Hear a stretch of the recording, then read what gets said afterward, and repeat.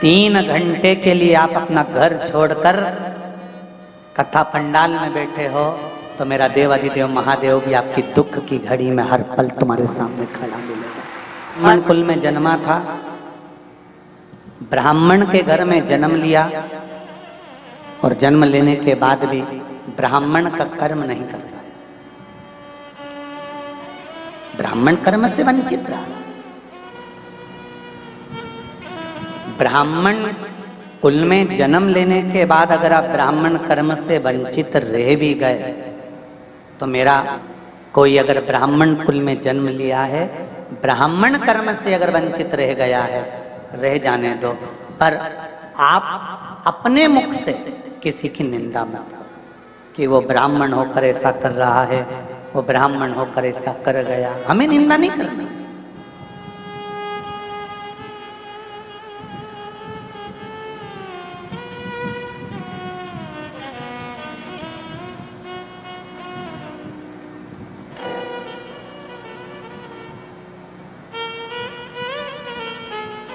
कोयल और कौआ दोनों में मीठा कौन बोलता है? जम के बोलो। कोयल। कोयल जब मीठा बोलती है तो कौए को अच्छा नहीं लगता। जैसे ही कोयल बोलना चालू करती है तो कौआ भी काऊ काऊ करने लगता है। सुनना तुम, जब कोयल बोलेगी ना तो कौआ चिल्लाने लगेगा। कौआ चिल्ला सकता है, कोयल की आवाज को दबा सकता है, पर क्या कौआ कोयल जैसी निंदा करने वाला, किसी व्यक्ति पर लांछन लगा सकता है, अपशब्द कह सकता है, उसके लिए आड़ा टेढ़ा बोल सकता है, उस पर उंगली उठा सकता है, उस पर आरोप लगा सकता है, पर निंदा करने वाला, आरोप लगाने वाला क्या कभी अपने आप को सुधार सकता है? कौआ मधुर वाणी नहीं ला सकता और निंदा करने वाला कभी निंदा करना छोड़ करो। वो चीख चीख कर कोयल आवाज लगाकर दूसरी जगह जाकर बैठ जाती है। कौए के मुंडे ही नहीं लगती, वो मुंह ही नहीं लगे कौए।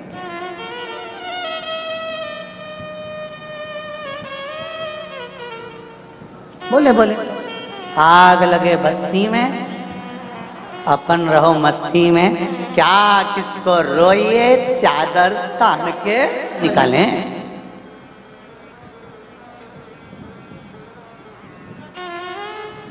अपनी जिंदगी मस्त में होकर।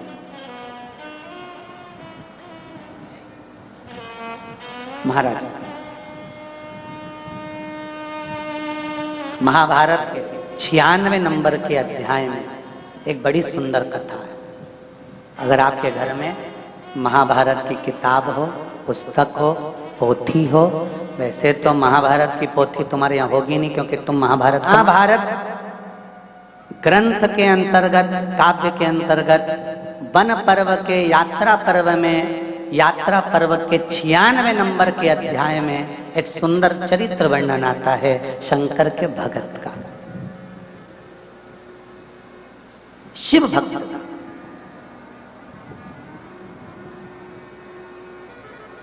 दो थे, एक का नाम था अतापी और दूसरे का नाम था बतापा। दोनों राक्षस।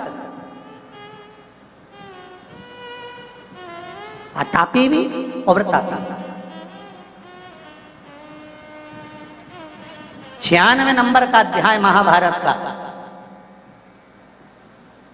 वन पर्व, तीर्थ यात्रा पर्व, उसका 96 अध्याय कहता है इन दोनों ने शंकर भगवान की आराधना करी,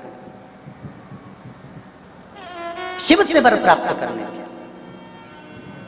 और शंकर भगवान की आराधना कर कर भगवान शंकर से निवेदन करा, विनय करा, प्रार्थना करी, शिवलिंग का निर्माण करना, पार्थिव शिवलिंग बनाना, बदल बदल कर शिवलिंग का निर्माण करते जाना। कभी बालू का शिवलिंग, कभी मिट्टी का शिवलिंग, कभी पीली मिट्टी का, कभी लाल मिट्टी का, कभी काली मिट्टी का, कभी सफेद मिट्टी का, कभी बालू का, कभी स्वर्ण का, कभी। आराधना करते करते करते करते बहुत समय बीत गया। दोनों ने विचार करा कि यहां तो शिव जी प्रसन्न ही नहीं हो रहे। कभी कभी अतापी और व्रतापी जैसा मन में हम भी सोच लेते। इतने व्रत करने के बाद भगवान हमारी क्यों नहीं सुन रहा, कारण क्या है? फिर हमारे मन में थोड़ा सा संशय उत्पन्न होने लगता है। भगवान हमारी क्यों, जो घुमा के हंडा निकाल दे तो हमको भी बताना, हम भी चले चलेंगे और कुबेरेश्वर महादेव का मंदिर जल्दी से बना देंगे, एक दो हंडा निकलवा के। बहुत कठिन है भाई।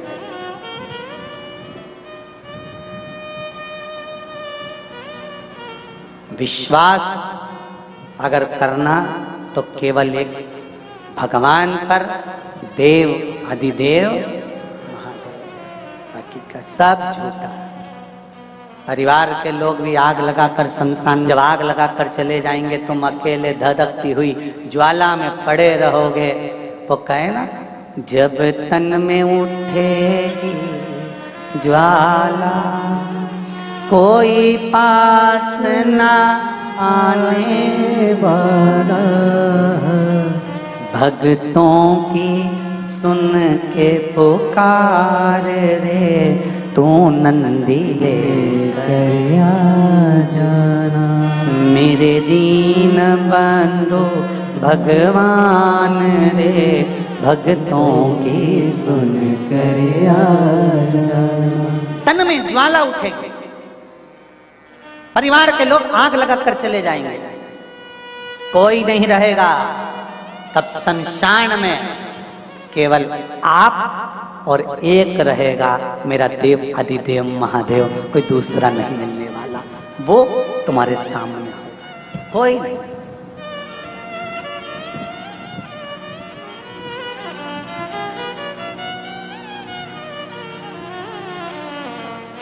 बीमार व्यक्ति को अकेले को भोगना पड़ता है बीमारी का कष्ट।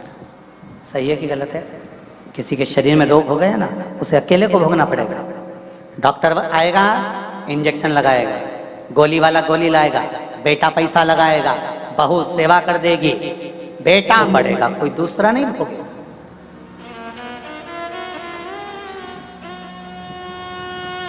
कर्म का भोग भोगना अपने को।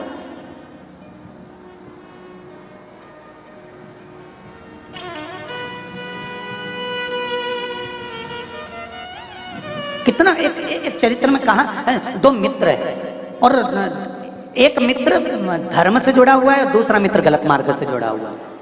अब दोनों मित्रों में एक दिन चलते चलते समय बीत गया। जो सत्कर्मी था, धार्मिक था, वो संत बन गया और एक ऐसा धर्मी था, वो चोर बन गया।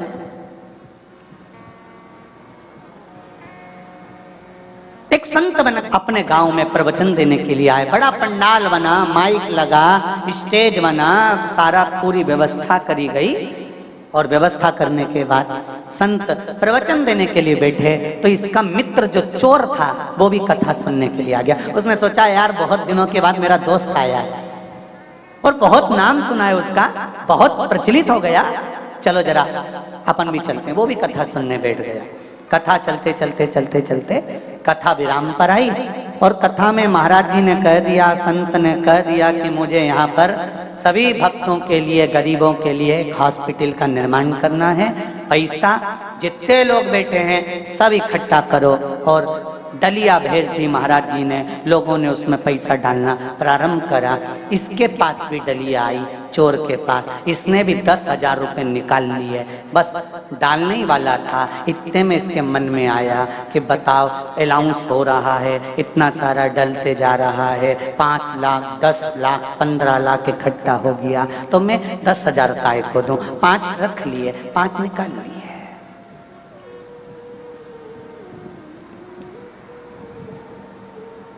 फिर डलिया घूमती घूमती घूमती घूमती इसके पास पहुंची। अब डलिया में पैसा और बढ़ गया, 25 लाख इकट्ठा हो गया।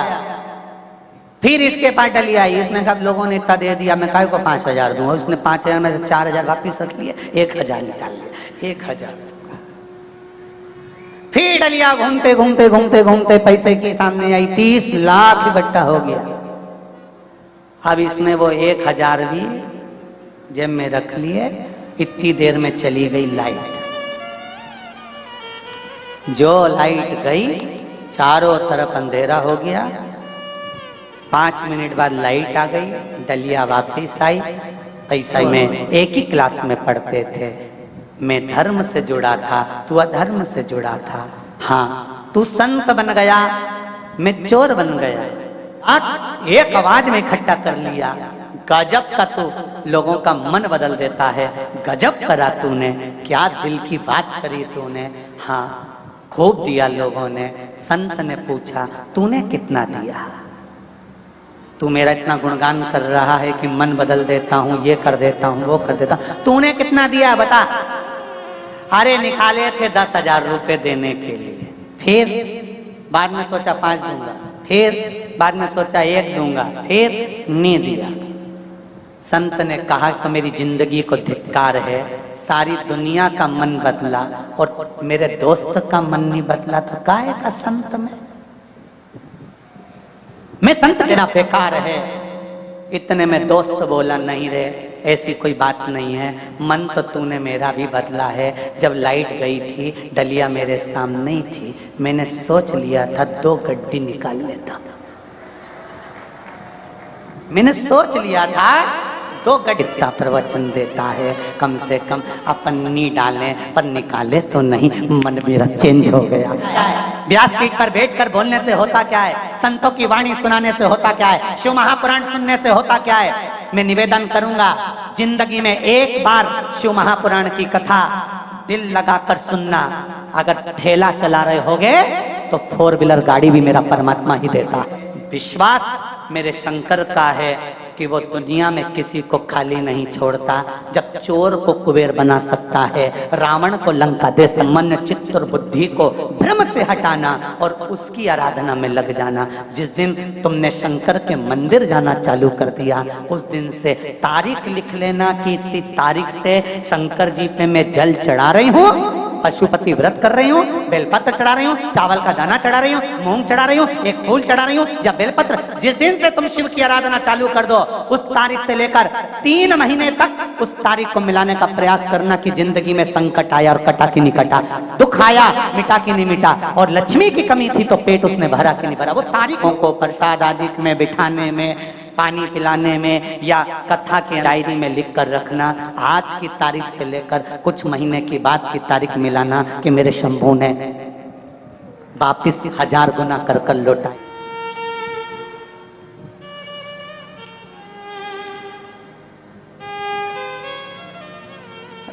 अभी हैदराबाद के ही परिवार ने कथा करवाई थी वहां हरिद्वार में।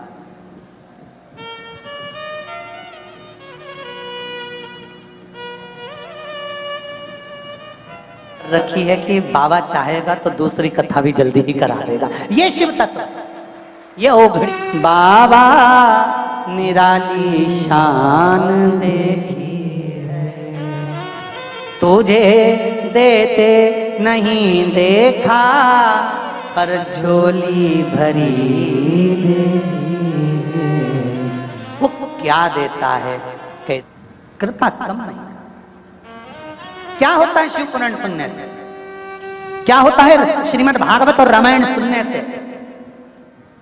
क्या होता है घर में अभिषेक और पूजन करने से?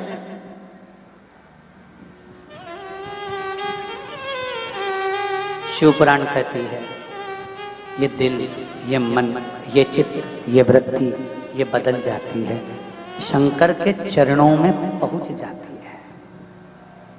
अतापी वर्तापी महाभारत के 96 अध्याय में वर्णन आता है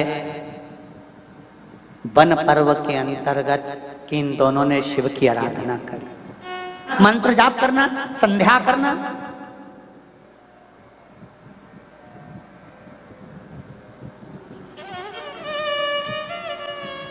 और ब्राह्मण का सबसे बड़ा कर्म है स्वयं पूजन करे, स्वयं पाठ करे, स्वयं आराधना करे, और उसकी आराधना में, उसकी वाणी में, उसकी तप साधना में वो बल होना चाहिए, तन में लगा दे तो समझ लो कि ब्राह्मण का जीवन सफल हुआ।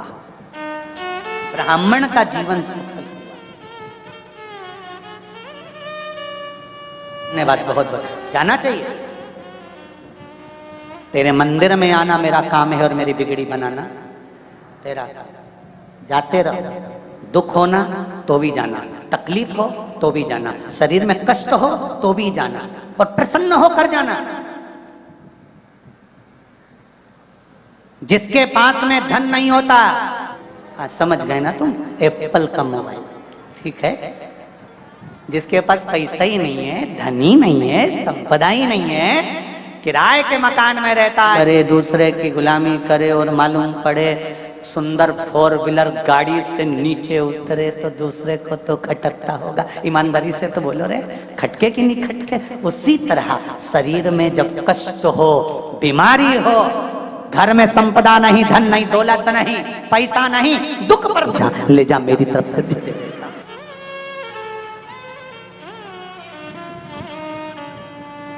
शनि महाराज ने बुद्ध, ये बताओ, इन 9 ग्रह देवताओं की आपस में बात चल रही है, शनि ने पार्वती की क्या जरूरत है? जहां शिव जी बैठे हैं, शंकर भगवान जहां पर विराजमान है, तो वहां पार्वती जी की जरूरत क्या है?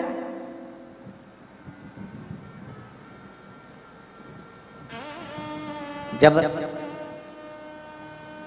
वहां पार्वती की क्या जरूरत? बुद्ध देव ने कहा, शनिदेव, मेरे भोले बाबा जब शिव मंदिर में बैठे रहते हैं तो नेत्र बंद कर लेते हैं। पति